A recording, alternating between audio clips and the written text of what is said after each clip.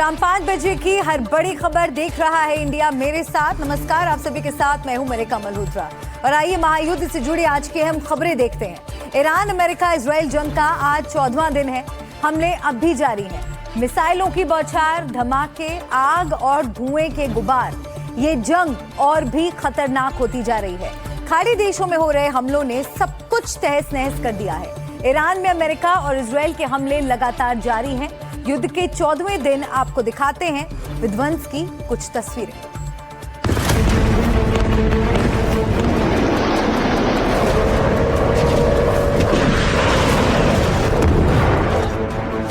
युद्ध का 14वां दिन, ताबड़तोड़ हमले, मिसाइलों की बौछार, खाड़ी में हाहाकार,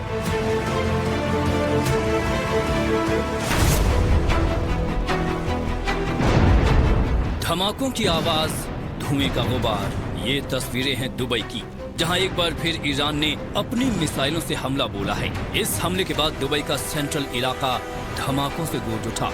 आसमान में धुएं का गुबार उठता देखा गया। ये धमाके इतने तेज थे कि इसकी वजह से दूर तक इमारतें हिल उठी। इमारत को सील कर दिया गया है और आसपास की बाकी इमारतों को खाली करा लिया गया है। दुबई पुलिस ने इलाके की घेराबंदी कर दी है। ईरान में B-2 बॉम्बर से अमेरिका ने ईरान के न्यूक्लियर ठिकाने को निशाना बनाया है। टालिगन 2 न्यूक्लियर साइट पर B-2 बॉम्बर से शक्तिशाली बंकर बस्टर बम गिराया गया है।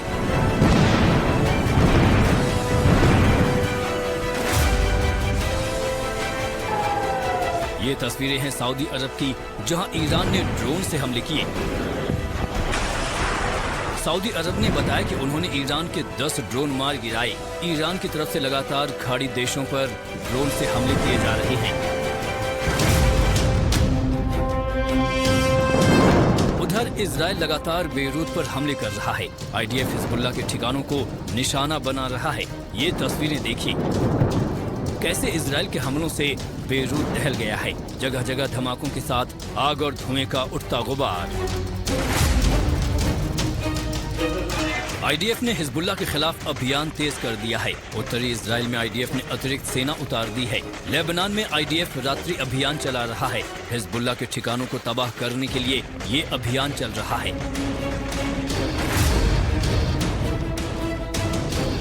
ये तस्वीरें हैं इराक के इरबिल की।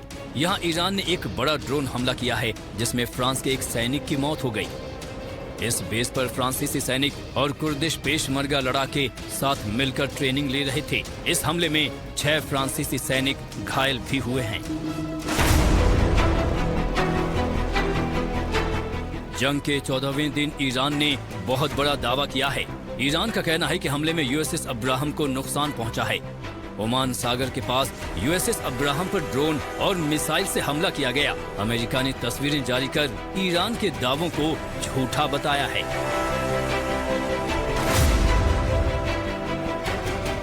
ईरान ने पश्चिमी इराक में अमेरिका के रिफ्यूलर विमान KC-135 पर हमला करने का दावा किया है, जबकि अमेरिका इसमें तकनीकी खराबी का दावा कर रहा है।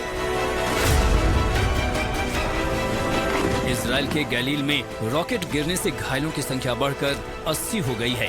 मिसाइल हाइफा शहर के पास किरियात निवोन कस्बे में एक इमारत से टकराई, जिससे इमारत को नुकसान पहुंचा। ईरान, इजराइल और अमेरिका जंग 14वें दिन में प्रवेश कर गई है और युद्ध थमने के निशान दूर दूर तक दिखाई नहीं दे रहे। एक दूसरे पर मिसाइलें और ड्रोन दागे जा रहे हैं। ईरान भी पीछे हटने को तैयार नहीं है। ईरान के नए supreme leader Ayatollah Mojtaba Khamenei ने देश के नाम अपने पहले संदेश में साफ कर दिया कि जब तक बदला पूरा नहीं हो जाता, युद्ध नहीं रुकने वाला। Bureau report, NDTV India. युद्ध के 13 दिन तक सवाल उठते रहे कि आखिर मुज्तबा खामनेई हैं कहां, आखिर वो सामने क्यों नहीं आ रहे। इन्हीं सवालों के बीच जंग के 13वें दिन मुज्तबा खामनेई का एक लिखित संदेश आया। वो संदेश जिसमें अमेरिका से लेकर इजराइल तक को गंभीर और घातक चेतावनियां दी गईं और अब मुश्तबा खामेनेई को लेकर ईरान ने जारी किया है एक नया वीडियो। वो वीडियो जिसमें मुश्तबा खामेनेई को दिखाते हुए संदेश दिया गया है कि Khamenei is back.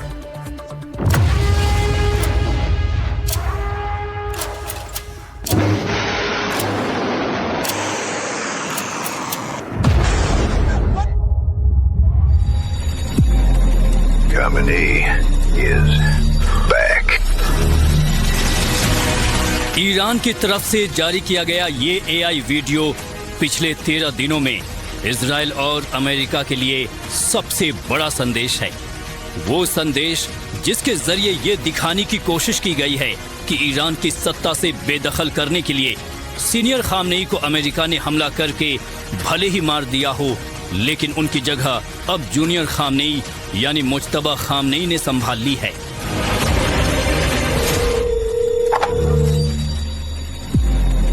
Khamenei is back.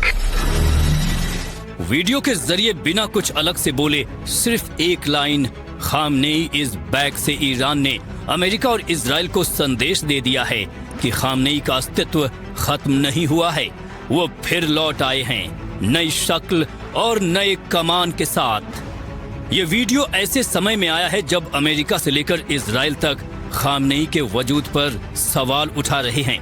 पहले कहा गया कि अगर मुश्तबा सही हैं तो सामने क्यों नहीं आते, लेकिन अब ट्रंप ने एक रेडियो इंटरव्यू में कहा है कि मुश्तबा जिंदा है। उन्होंने कहा, मुझे लगता है कि शायद वो जिंदा है और वो घायल है, वो किसी न किसी रूप में जरूर जिंदा होंगे। उनके साथ साथ इजराइल भी लगातार मुश्तबा को लेकर भड़काने वाला बयान दे रहा है।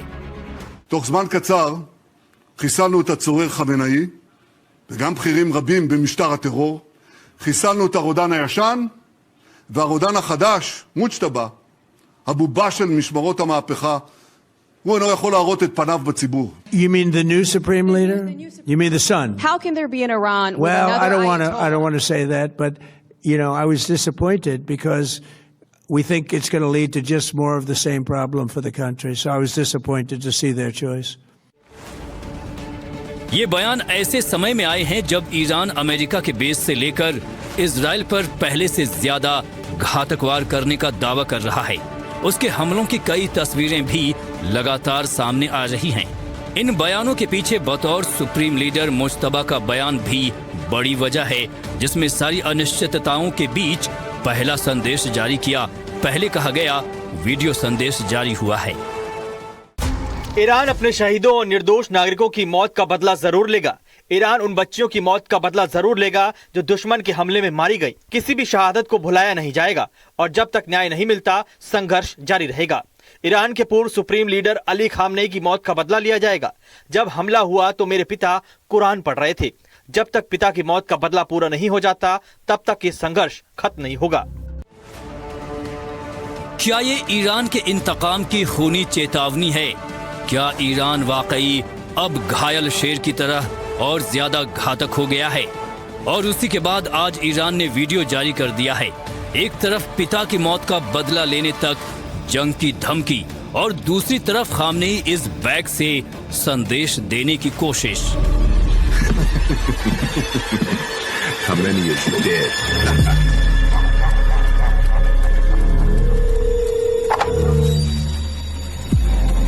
Khamenei is back.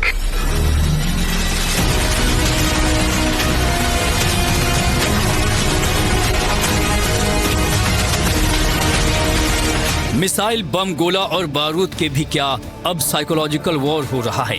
क्या दिमाग के जरिए युद्ध में मैदान फतह करने की कोशिश की जा रही है, जिसमें वो अपने आसपास के देशों को जुबान के जरिए बड़ा संदेश देने की कोशिश है? शांति उन लोगों के लिए रहेगी जो ईरान और उसके लोगों का भला चाहते हैं। मध्य पूर्व में मौजूद अमेरिका के सभी सैन्य ठिकानों को खाली कर देना चाहिए। जब तक ऐसा नहीं होता, ईरान की ओर से हमले जारी रहेंगे। ईरान और अपने नुकसान का अमेरिका से मुआवजा लेगा। अगर अमेरिका इंकार करता है तो ईरान उसकी संपत्तियों से जब्ती करेगा या उन्हें उसी हद तक नष्ट कर देगा।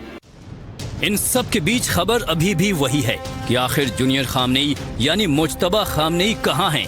जैसा कि ट्रंप ने कहा कि वो घायल हैं, यही बात ईरान भी कह रहा है। मान रहा है, लेकिन वो पूरी तरह से स्वस्थ हैं। माना जा रहा है कि सुरक्षा की वजहों से जूनियर खामनेई अपने गुप्त ठिकाने से ही ईरान युद्ध की कमान संभाल रहे हैं। Bureau report, NDTV India. Iran युद्ध के बीच आज बहुत बड़ी खबर अमेरिका के सबसे ताकतवर युद्धपोत यूएसएस अब्राहम लिंकन को लेकर आई कि ईरान ने यूएसएस अब्राहम लिंकन को हमले में नुकसान पहुंचाया है। ये सामान्य घटना नहीं है, ये बहुत बड़ा मामला है, क्योंकि यूएसएस अब्राहम लिंकन को अमेरिका की चलती फिरती पूरी एक सेना माना जाता है। मैं इस समय उसी यूएसएस अब्राहम लिंकन को आपको दिखाने की कोशिश कर रही हूं, जिस पर 80 से 90 फाइटर जेट और कॉम्बैट हेलीकॉप्टर तैनात हो जाते हैं, जो अपने आप चलता फिरता एक एयरपोर्ट है, चलती फिरती एक छावनी है, तो मिसाइल और बम गोला बारूद का चलता फिरता कारखाना भी है, जो समंदर में जिधर भी पहुंच जाता है खलबली ही मचा देता है। इसे अमेरिका का भेद्य किला भी कहा जाता है। ऐसी खूबियों वाला युद्धपोत यूएसएस अब्राहम लिंकन पर ईरान ने हमले का दावा किया है।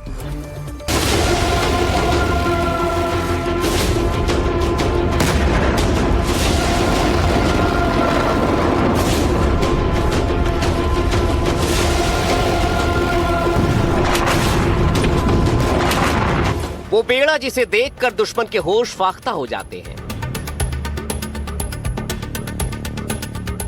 जिसके होने का मतलब है हथियार डाल देना, जो अपने आप में चलती फिरती एक मजबूत सेना है, जो नभ थल जल कहीं भी हमला करने में माहिर है। अमेरिका की उस महासमुद्री बेड़े यूएसएस अब्राहम लिंकन पर ईरान कह रहा है कि उसने हमला कर दिया है। इस्लामिक रिवोल्यूशन गार्ड्स कॉर्प्स यानी आईआरजीसी ने दावा किया है कि उसकी बैलिस्टिक मिसाइलों ने अमेरिकी aircraft carrier USS Abraham Lincoln को ईरान की समुद्री सीमा से करीब 340 किलोमीटर दूर निशाना बनाया, जिससे वो बेकार हो गया है और उसे खाड़ी के समंदर से पीछे हटने के लिए मजबूर होना पड़ा है। हालांकि मामला सामने आने के बाद अमेरिका ने दावे का खंडन कर दिया। अमेरिका ने साफ किया है, अमेरिकी एयरक्राफ्ट कैरियर अभी भी ऑपरेशन एपिक फ्यूरी को मदद दे रहा है। अमेरिकी रिपोर्ट के मुताबिक एक ईरानी जहाज यूएसएस अब्राहम लिंकन के करीब आ गया था, जिस पर अमेरिकी सेना ने फायर किया था। आखिर ईरान के दावों में कितनी सच्चाई है? क्या युद्ध के बीच साइकोलॉजिकल वॉर भी जारी है? हालांकि जिस तरह से ईरान अमेरिका के बेस और इजराइल पर घातक हमलों में कामयाब हो रहा है, उसके बाद उसके किसी भी हमले के दावे को हल्के में नहीं लिया जा सकता। और वाकई अगर ईरान ने यूएसएस अब्राहम लिंकन पर हमला किया है, तो ये अमेरिका के लिए बहुत बड़ा नुकसान और चिंताजनक बात है।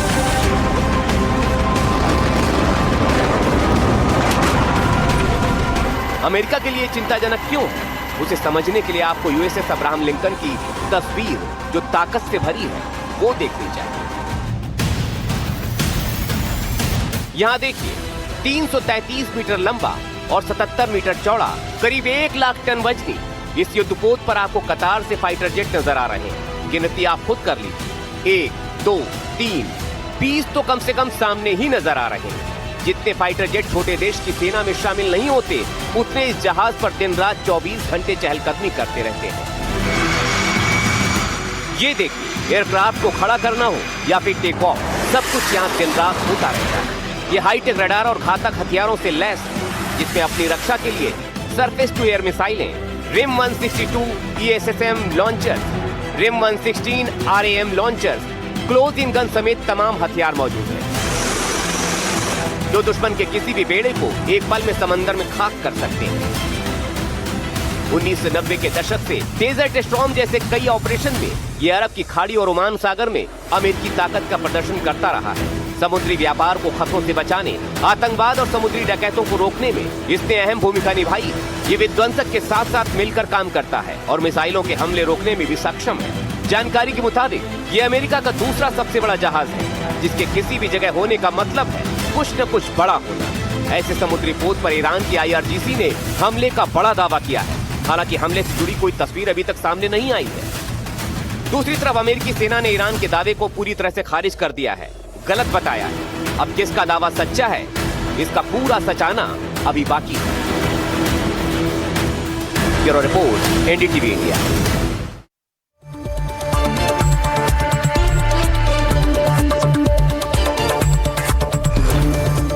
और आइए अब आपको विस्तार से इस चलते फिरते किले के बारे में बताते हैं। ये 110 फीट लंबा 1 लाख टन वजनी युद्धपोत है, जिस पर एक साथ 5,700 जवान तैनात किए जा सकते हैं। ये चलता फिरता न्यूक्लियर पावर एयरक्राफ्ट कैरियर है, जो अपनी खूबियों से इस दुनिया के सबसे घातक और बड़े समुद्री बेड़े के तौर पर पहचान दिलाता है। ये दुनिया का सबसे ताकतवर युद्धपोत है, जिसका वजन 1 लाख टन से भी ज्यादा है। ये करीब 1100 फीट लंबा है। 1989 में उतारा गया ये युद्ध, जैसा कि हमने आपको बताया, कि अपने आप में चलता फिरता किला कहा जाता है ये युद्धपोत। इसके काफिले में फाइटर जेट की बात करें तो USS Spruance, USS Michael Murphy, USS Frank E Petersen शामिल हैं। इसके अलावा पोत पर तैनाती की बात करें तो F-18 super hornet, EA-18G roller aircraft, F-35C stealth fighter, E-2D Hawkeye airborne जैसे घातक साथी मौजूद हैं।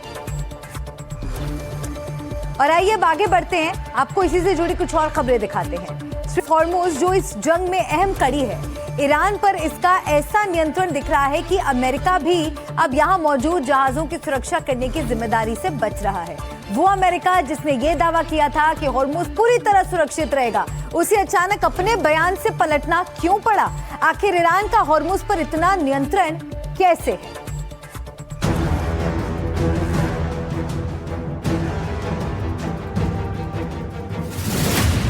स्ट्रेट ऑफ हॉर्मुज में बढ़ा तनाव।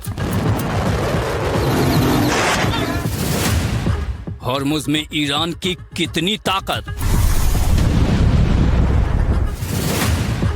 ईरान को आंकने में ट्रंप की भूल। क्या हॉर्मुज में हार रहा अमेरिका? ईरान और यूएस इजराइल के बीच बढ़ते तनाव ने स्ट्रेट ऑफ हॉर्मुज को एक बार फिर जंग के मैदान में उतार दिया है।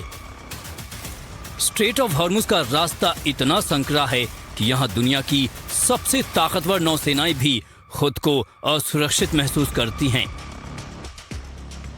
बाहरी देश का नियंत्रण यहां नामुमकिन है और यही वजह है कि इस रास्ते में देश की सुरक्षा की जिम्मेदारी लेने से बचते नजर आते हैं। शुक्रवार को ईरान के नए सुप्रीम लीडर मुज्तबा खामनेई ने देश के नाम संदेश जारी किया और हॉर्मुज की खाड़ी को बंद रखने की धमकी दी। मुज्तबा ने साफ कहा कि हॉर्मुज की खाड़ी को बंद करने का तरीका भी जरूर इस्तेमाल होते रहना चाहिए। हॉर्मुज स्ट्रेट को बंद करने का विकल्प निश्चित रूप से जारी रखना होगा। दुश्मन के कम अनुभव वाले और अत्याधुनिक असुरक्षित अन्य मोर्चों को खोलने के संबंध में भी अध्ययन किए गए हैं। अगर युद्ध की स्थिति बनी रहती है और अगर बेहद जरूरी हो तो इन विकल्पों को लागू किया जाएगा। हॉर्मुज पर ईरान की इस तरह की पकड़ के पीछे इसकी भौगोलिक स्थिति भी है। स्ट्रेट ऑफ हॉर्मुज की कुल चौड़ाई महज 21 मील है। जहाजों के आने जाने के लिए सुरक्षित शिपिंग लेन इससे भी छोटी है। इस संकरेपन का सबसे बड़ा फायदा ईरान को मिलता है, जिसकी लंबी तट रेखा इस पूरे मार्ग के समानांतर चलती है। ईरान ने अपने तटों और हॉर्मुज, केशम और लारक जैसे अहम द्वीपों पर आधुनिक मिसाइल प्रणालियां तैनात कर रखी हैं।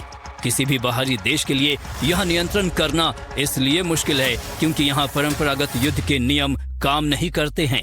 यहाँ ईरान की छोटी और तेज रफ्तार मिसाइल नौकाएं काम करती हैं। इसलिए ईरान इसका फायदा उठाता है। उसके पास बड़ी नौसेना के मुकाबले सैकड़ों ऐसी छोटी नावें हैं जो मिसाइलों और टॉर्पीडो से लैस हैं। ये नावें झुंड में हमला करती हैं, जिनसे निपटना भारी भरकम जहाजों के लिए बहुत कठिन होता है। यही वजह है कि बाकी देश स्ट्रेट ऑफ हॉर्मुज के रास्ते में सुरक्षा की जिम्मेदारी लेने से बचते हैं। इसका अंदाजा आप अमेरिका के पलटते बयान से लगा सकते हैं, जिसमें उसने साफ कहा है कि अमेरिकी सेना फिलहाल हॉर्मुज, जलडमरू मध्य जैसे अहम समुद्री रास्तों पर तेल टैंकरों की सुरक्षा करने की स्थिति में नहीं है। It'll happen relatively soon, but it can't happen now. We're simply not ready. All of our military assets right now are focused on destroying Iran's offensive capabilities and the manufacturing industry that supplies their offensive capabilities. तो America ने साफ कर दिया है कि अमेरिकी सैन्य बल इस समय पूरी तरह से ईरान पर हमला करने और उसकी रक्षा प्रणालियों को नष्ट करने की रणनीति पर केंद्रित है और इस वजह से व्यापारिक जहाजों को सुरक्षा देना संभव नहीं हो पा रहा है। ये तब है जब ईरान के साथ युद्ध छिड़ने के बाद राष्ट्रपति डोनाल्ड ट्रंप ने नौसेना की सुरक्षा और शिपिंग कंपनियों को बीमा सुविधा देने का भरोसा दिया था। ट्रंप ने कहा था कि हॉर्मुज से जहाजों को सुरक्षित निकाल लेंगे। In the long run, oil supplies will be dramatically more secure without the threat of Iranian ships, drones, missiles, nuclear menace, or anything. So the Strait of Hormuz is going to remain safe. We have a lot of Navy ships there. We have the best equipment in the world, inspecting for mines. लेकिन अब America का ये बयान कि फिलहाल वो Hormuz में तेल टैंकरों की सुरक्षा करने की स्थिति में नहीं है, इससे लग रहा है कि ट्रंप ने स्ट्रेट ऑफ हॉर्मुज में ईरान की ताकत को कम आंक लिया है। तो क्या इस रास्ते में अमेरिका ने ईरान के सामने हार मान ली है? Bureau report, NDTV India.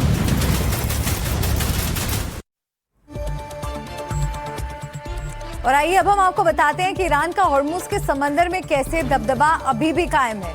उसके पीछे हॉर्मुज की सुरक्षा के लिए तैयार किए गए उसके हथियार हैं। उन्हीं हथियारों की वजह से वो अमेरिका को आंखें दिखा रहा है, जिनमें है माइंस का जाल, जिनकी संख्या 5000 से 6000 तक हो सकती है।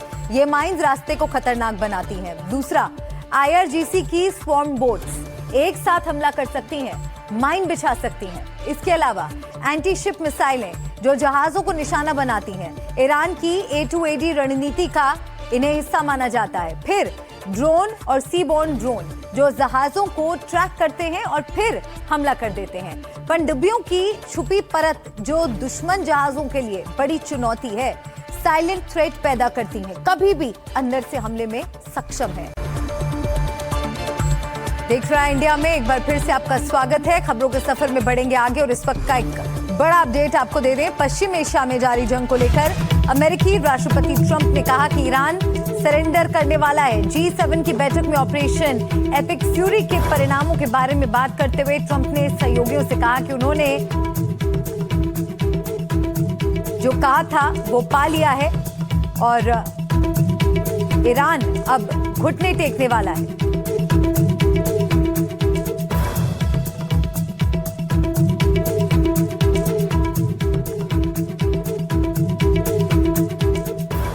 पश्चिम एशिया में जारी जंग को लेकर अमेरिकी राष्ट्रपति ट्रंप का ये बड़ा बयान आया है कि ईरान सरेंडर करने वाला है। G7 की बैठक में ऑपरेशन एपिक फ्यूरी के परिणामों के बारे में बात करते हुए ट्रंप ने सहयोगियों से ये बात कही।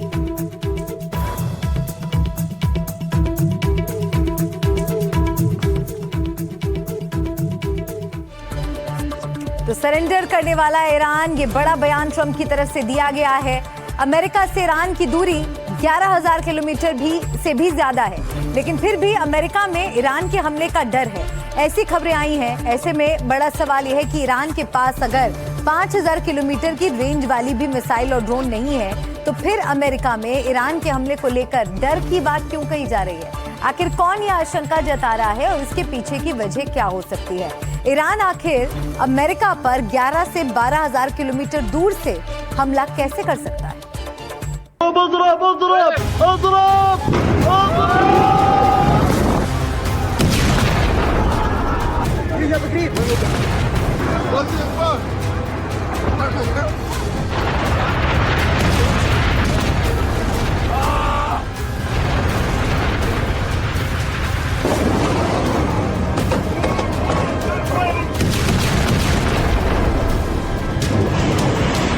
बारूद से पश्चिम एशिया की जमीन जल रही है, लेकिन इसकी तपिश से अमेरिका आखिर क्यों बेहाल है?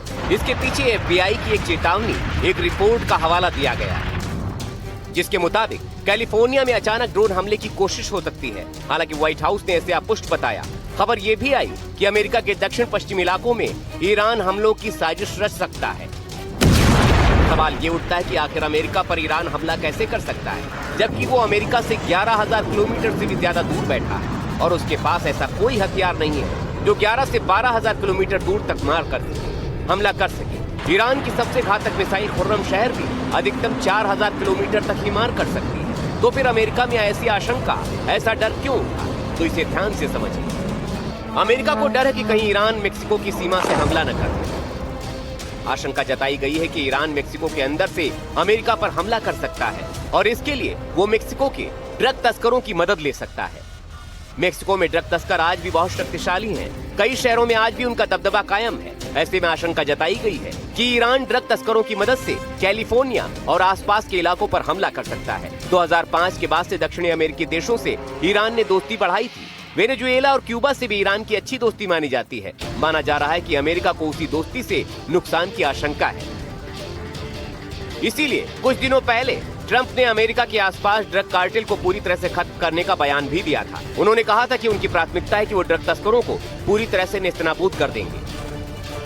As part of our commitment to countering the cartel presence in our region, we must recognize the epicenter of cartel violence is Mexico. The Mexican cartels are fueling and orchestrating much of the bloodshed and chaos in this hemisphere, and the United States government will do whatever is necessary to defend our national security and to protect the safety of the American people. फिलहाल अमेरिकी सरकार का कहना है कि देश के अंदर ईरान की तरफ से किसी भी हमले का कोई ठोस खतरा नहीं है, लेकिन फिर भी वो अलर्ट मोड पर है, क्योंकि जिस तरह अमेरिका ईरान को चारों तरफ से घेर कर मारने में जुटा है, इसी नीति पर घायल ईरान भी कदम उठा सकता है। Bureau report, NDTV India. और इस बीच एक और बड़ी खबर, रूस के साथ साथ अब चीन भी खुलकर ईरान के साथ आ गया है। चीन ने ईरानी पीड़ितों के लिए मदद का ऐलान किया है। हमले में मारे गए छात्रों के माता पिता की चीन मदद करेगा। तो अब चीन भी खुलकर ईरान का समर्थन कर रहा है। मारे गए छात्रों के माता पिता की मदद करेगा। एक हमले के दौरान ईरान के एक स्कूल में बड़ा नुकसान हुआ था, कई छात्रों की मौत हो गई थी और इस नुकसान के बाद अब चीन सामने आया है और ये कहा है कि ईरानी पीड़ितों के लिए हम मदद भेजेंगे। मारे गए छात्रों के माता पिता की चीन मदद करेगा। तो रूस एक तरफ ईरान का पूरा साथ देता हुआ दिख रहा है, तो अब साथ ही चीन भी खुलकर ईरान के साथ आ गया है।